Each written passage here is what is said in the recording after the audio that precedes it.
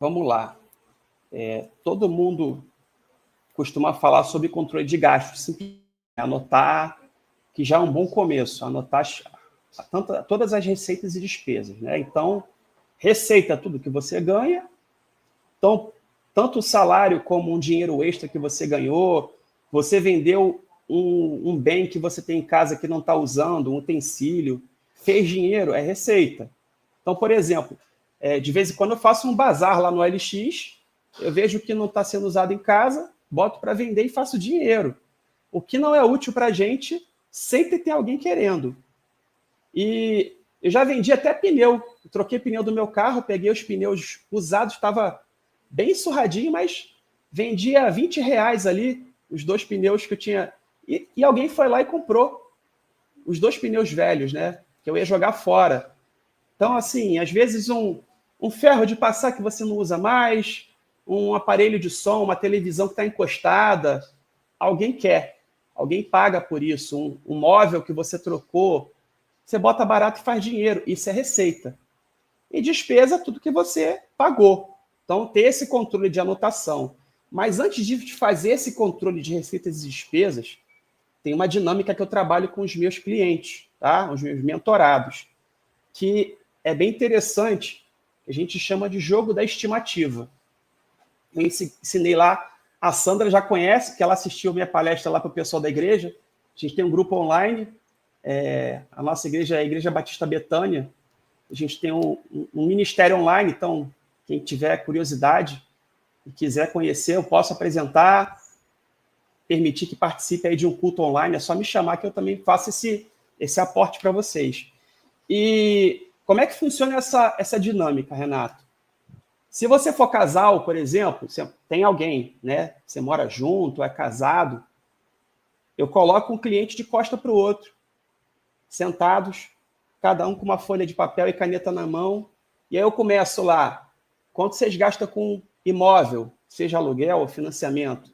Ah, R$ 3.000, R$ 2.000. O outro vai falar 1.500. Quanto você gasta com compra do mês? Um vai falar que é R$ 500, outro fala que é 2.000. Quanto você gasta de luz? Um fala que é 500, outro fala que é 200. E aí, no final, a gente junta e vê assim, a discrepância, né? Geralmente tem um que domina mais e tem outro que tem menor noção, né? E a gente faz uma estimativa, uma média, anota isso, e depois de 30 dias de anotação diária de gastos, a gente compara o estimado com o realizado, né? E no meu caso eu tenho uma aplicação, eu tenho um software que eu uso com os clientes que fica bem mais fácil de fazer lançamento. E a pessoa tem que lançar tudo, Renato.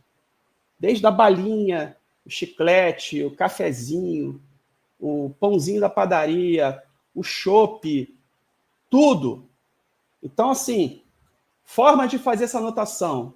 Pode ser um aplicativo, não vou indicar, porque a maioria, uma hora está pago, outra hora está de graça, e eu indico um de graça, a pessoa vai ver que tem que pagar e não faz. Então, como é que é o simples? Um bloco de notas, você vai começando ali, ou um grupo no Telegram, que é muito fácil de usar. Eu tenho um grupo no Telegram, que eu pago as contas e coloco os comprovantes lá, por exemplo. E antes de eu começar a fazer planejamento financeiro, eu jogava todas as notas fiscais. E fica lá, né, por ordem cronológica. Data de 25 de fevereiro. Fui ao mercado, comprei carne, então tem lá, tantos reais de mercado. Se a pessoa fizer isso todos os dias, no final de 30 dias, e olha, pode começar no dia 25, não precisa esperar começar o mês. Sabendo que, se você começou no dia 15, no dia 15 do outro mês, você fez 30 dias. Então, você vai fazer a comparação ali desses 30 dias e vai enxergar onde você gastou. Você pode separar por grupos. Por exemplo, o grupo de alimentação, né? O grupo do apartamento, da casa, que todas as despesas da casa, água, luz, gás, internet, telefone, aluguel. O grupo familiar, que vai ter ali, por exemplo, plano de saúde, colégio, gasto com roupa, enfim. Isso aí já é um trabalho mais elaborado. Mas é dessa forma, anotando diariamente, que você consegue ver qual é o buraco no fundo do balde, né? Para onde está escoando o dinheiro. para onde está indo o dinheiro?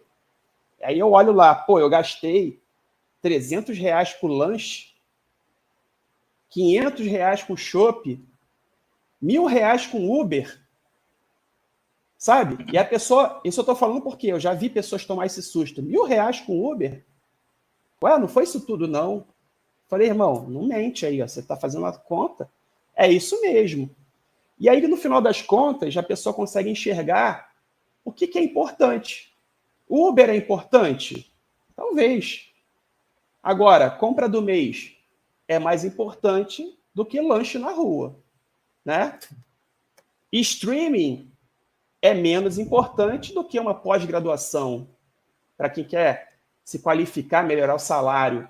Aí uma pessoa falou para mim assim, eu não tenho R$500 sobrando por mês para investir. E essa pessoa que falou isso, eu conheço as finanças dela, eu falei, você paga TV a cabo, você paga streaming, tem 3 streaming diferentes, tem TV a cabo, só aí deu R$500. E aí não investe mais por quê? Porque não abre mão de coisas que são supérfluas, né? Então, assim, você tem que equaliza, assim, é importante. Para algumas pessoas, se eu sou um crítico de cinema, sou cinéfilo, trabalho com isso, preciso assistir filmes, séries, para poder fazer podcast e conteúdo na internet. Eu tenho que ter isso, porque é ferramenta de trabalho. Mas se eu não sou, não tem por que eu não cortar isso como gasto, né? E, por exemplo, o chopp na rua é mais importante do que a geladeira cheia em casa, né? São coisas que a gente tem que colocar na balança. Então, cada um sabe onde o calo aperta, né? E onde é que vai ter que sangrar. E, geralmente, assim, eu não decido para os clientes. Eu falo assim, aí, ó, você tem isso aqui, tem isso e tem aquilo, que não são mais importantes do que X, Y e Z. Você vai ter que decidir onde é que você vai tirar. E no planejamento financeiro, Renato, quando a pessoa está com todas as contas equilibradas, ela já pagou todos os empréstimos, cartão, está zerada. Começou a reserva de emergência, tá? Que depois eu quero que a gente fale sobre isso. Vamos falar sobre a reserva de emergência daqui a pouco. E ela já começou a investir para aposentadoria, pô, esse tripézinho já está funcionando, ela está com a vida já organizada. Aí a gente começa a pensar no dinheiro do cinema, no dinheiro todo mês para comprar uma roupa, no dinheiro para juntar e trocar o telefone, porque a partir de agora, tudo que a pessoa gastar precisa de planejamento. Não adianta estar fazendo planejamento e agir emocionalmente por impulso, que passou em frente a uma vitrine, viu uma promoção imperdível e vai lá e, puf, parcela e não sei quantas vezes. Aí acabou. Ferrou o Leonardo, que o Leonardo está tentando planejar a vida da pessoa, né? Ou a pessoa que está assistindo está tentando se planejar, mas aí é onde eu falo das finanças comportamentais. Tá? Essa compulsão, às vezes, é simplesmente falta de organização, mas às vezes é uma questão de saúde. Tem pessoas que precisam, às vezes, buscar um médico, psiquiatra para tomar um remédio e tratar essa compulsão. Alguns precisam de terapia, porque tem um gatilho mental do passado, que quando a pessoa entra em contato com alguma coisa, daí esse gatilho ela tem que comprar para compensar um buraco que ela tem no peito, entende? Então, nem sempre o Leonardo pode ajudar. E o pior disso tudo é assim, eu uso o podcast aqui como uma oportunidade de avaliar a minha vida também, tá? O pior é que às vezes a gente nem assiste esses streamers todos, a gente tá ali pagando 4, 5 por mês e nem dá tempo, a gente trabalha, estuda, toca projetos, quando a gente vê, passou o final de semana, a gente não viu o filme e ainda tá reclamando que não tem filme nenhum bom para assistir e tá pagando aquilo lá. Olha, eu vou aproveitar aqui, ó, só antes da próxima pergunta, a Glaucia Lima deixou aqui boa pergunta e boa resposta. Ela também disse aqui a questão de ter tempo para fazer isso, por é algo tão necessário. A Sandra deixou aqui é 1K com Uber e com remédio. Viu? E olha, a Glaucia aqui também disse, tive uma amiga de trabalho que ao final do mês percebeu que havia gasto metade do salário com o McDonald's. viciada, né? Olha, eu diria que tem muita gente por aí que gasta muito com o McDonald's, com lanches, e a gente não... Eu até confesso que eu sou uma pessoa que eu gastava muito com comida assim na rua, então assim, com lanche. Olha, e o Leonardo Rocha deixou aqui, grande Léo, Deus abençoe, que continue construindo. Esse é o pastor aí, Leonardo. Leonardo é o pastor do grupo de Betânia Online. Um abraço, pastor Leonardo. Depois, até se você compartilhar o link do grupo, eu deixo fixado aqui no comentário para quem tiver interesse e acompanhar mais de perto. Leonardo, então aproveitar, já que você citou a reserva de emergência, eu queria te pedir te perguntar sobre a reserva de emergência de uma forma diferente. Assim, se eu digitar reserva de emergência nas redes sociais, no YouTube, acredito que tem muita informação explicando sobre o que é reserva de emergência, o papel dela nas finanças pessoais. Então, assim, eu queria te perguntar um pouquinho diferente. Eu não queria que você exatamente explicasse a reserva de emergência para a gente, sabe? Porque eu percebo que as pessoas descobrem a informação, mas não entendem a importância daquilo na vida delas. Então, assim, mais do que falar sobre o que é, eu queria que você me ajudasse a demonstrar a importância disso para as nossas vidas. Faz sentido dessa forma? Faz, totalmente. Então, vamos lá.